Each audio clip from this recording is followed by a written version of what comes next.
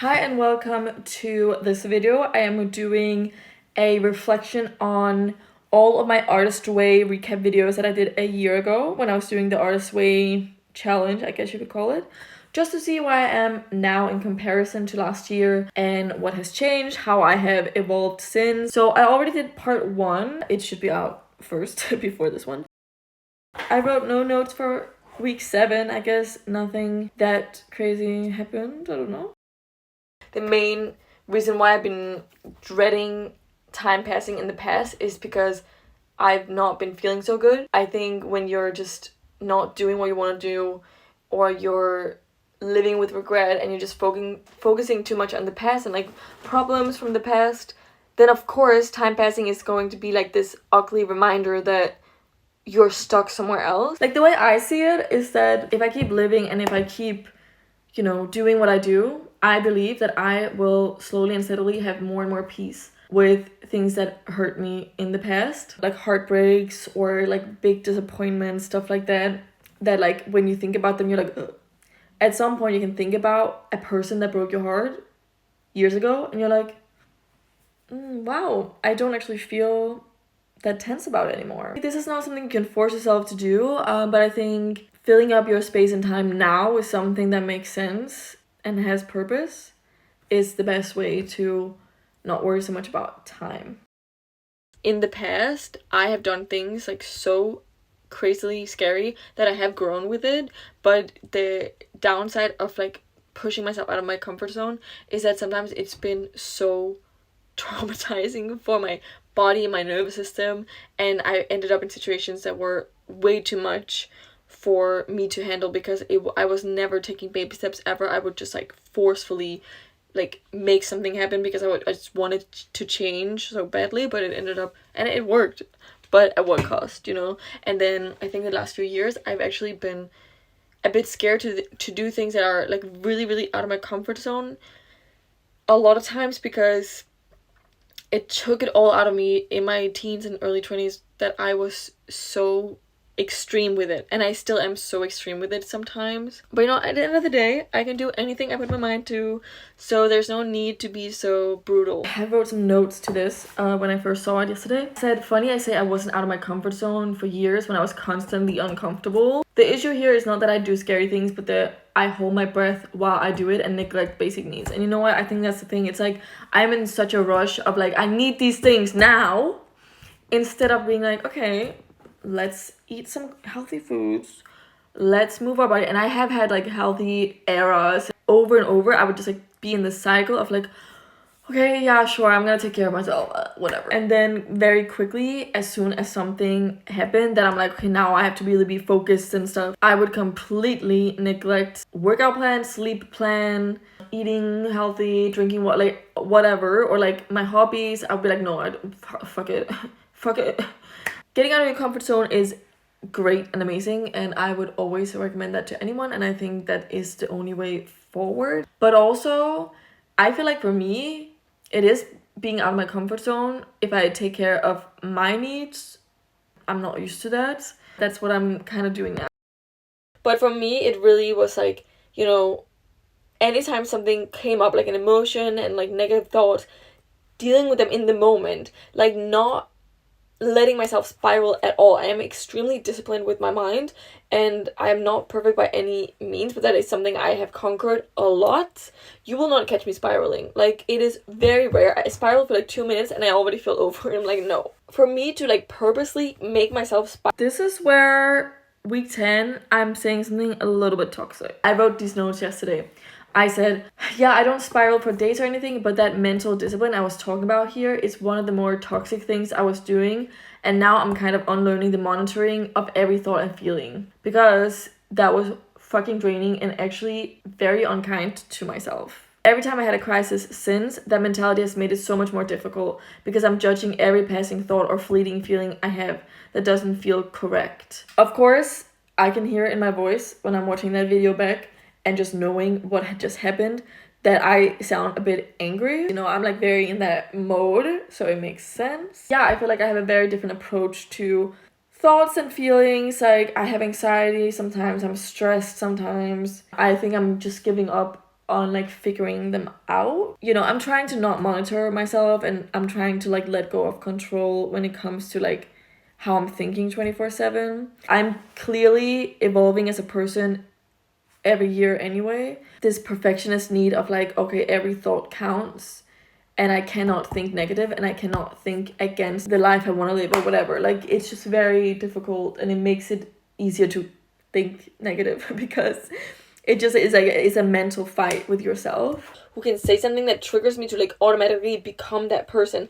The only way to become that person that I want to be is to keep showing up as her every single day, no exceptions. And every single time I slip and I start thinking negatively or start acting like out of line of like how I want to act, I catch it and I don't dwell on it. I just like no, we're going a different direction now. Like, this is was the old way, this is the new way. You cannot listen to yourself if you keep looking for answers outside of yourself. If you keep looking for answers in conversations with people, with your therapist, with books, like any of that, like, you cannot. And this is kind of like a rant to myself, and I think I'm so already over it. I wrote this yesterday. I was running a strict program back then, but low-key, what I was going through at the time slowly solved itself, worked itself out, progressed into a new direction. Ironically faster when I was more lenient and not so strict with how I felt throughout it. At that time, I was tired of a few years of disappointments and wasting my time, so it makes sense I was so determined. But now, after more time from then and now, I have space again to let myself feel and let go of showing up as my ideal self every second of every day. Yeah, survival mentality, and that was a way for me to push myself forward. And you know what? Maybe it's okay, because like that was what was needed at the time. I wrote in my notes that I was tired of years of disappointment and stuff like that. But that's also because I was focused on all the disappointments and things not working out. But there were actually some really cool things happening the last few years. But my focus was not really there. There were many, many positive moments, breakthroughs, really cool things that I've done and experienced and seen. And really cool people that I have in my life as well, which is also like you know what I mean? Like, if you can attract people that are cool, interesting, deep, like empathetic, create, like that is like a pat on the back to you as well, because they are interested in being a part of your life too, you know? So yeah, anyway, but it makes sense why I was a bit angry and pissed. So I don't have no hate to my younger self. I think she was doing the best that she could. So, because it's actually kind of the foundation of it all, like knowing what you want. It's kind of hard to get what you want if you don't even know what you want. That's definitely something I want to take into consideration going forward when I'm journaling. I'm trying to get more clarity on areas of life that I don't know for sure what I want to do in. I really enjoy once I feel clear on something, it's kind of like a weight is lifted off my shoulder and it comes to me very, very quick and easily. Like the solutions or the steps I have to take to get there. Wow, like I'm just preaching. I guess making that active choice for yourself, whatever that is, it can be big or small, but it's very empowering. And I feel like every time I actually have chosen, like, this is what I want, I somehow make it happen. I feel like zen in a way that I haven't felt in ages. Like, I genuinely think the worst is over. I really do feel that at least I know I will never have to repeat 2023 to mid 2025 again, because I have learned from it and it was fine, you know, like I had good experiences, as I said, in those years as well. Things still feel heavy and I still go through grief and like difficult things, but still I go through it. I don't just like hold it, you know?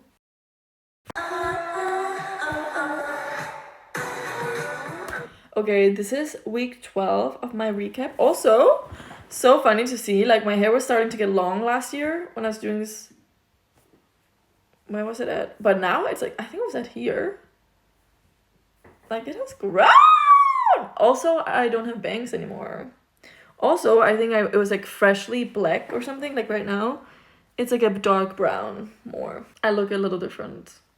Okay, back to what matters. The inside.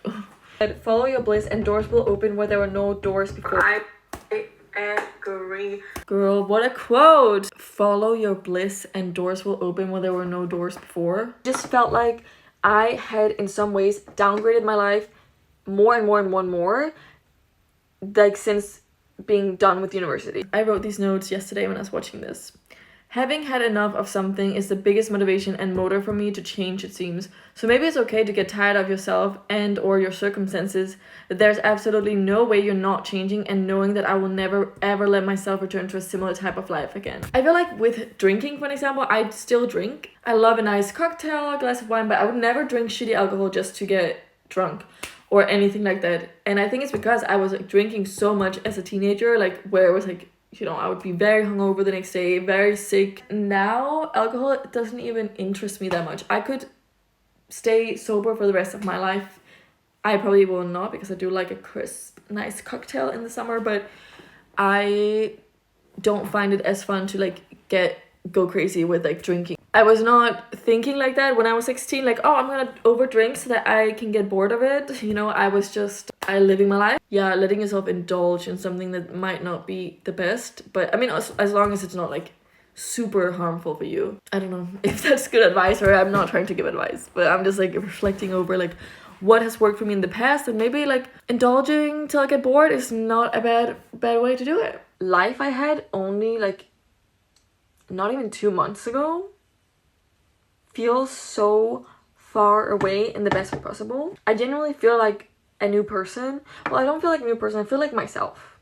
I feel like I got parts of myself back that was lacking a little bit, because I was in survival mode for a long time, and I was just finding it really difficult to be excited about the future and actually look forward to anything. And yeah, it was a tough time, actually. It was a very tough time. And so this is what I wrote yesterday when I saw this video for the first time in a long time. It's been a year and I still am getting out of the survival mode mindset. Even though I am safe, things are going well for me, etc. It's a tough habit to change, and it takes patience and time. But I know that from what I've experienced in the beginning of 2025 versus what I have experienced the first 6 months of this year, my standards for life has gotten at least higher. But I still have some way to go to not feel like everything is on the verge of falling apart all the time. I know it's not, but I still feel like that. But maybe that's just the after effects of the kind of lifestyle I have been living in my 20s so far. So maybe it's fine that I feel like that whilst I slowly make my standards higher, take care of myself, make more active choices, and so on.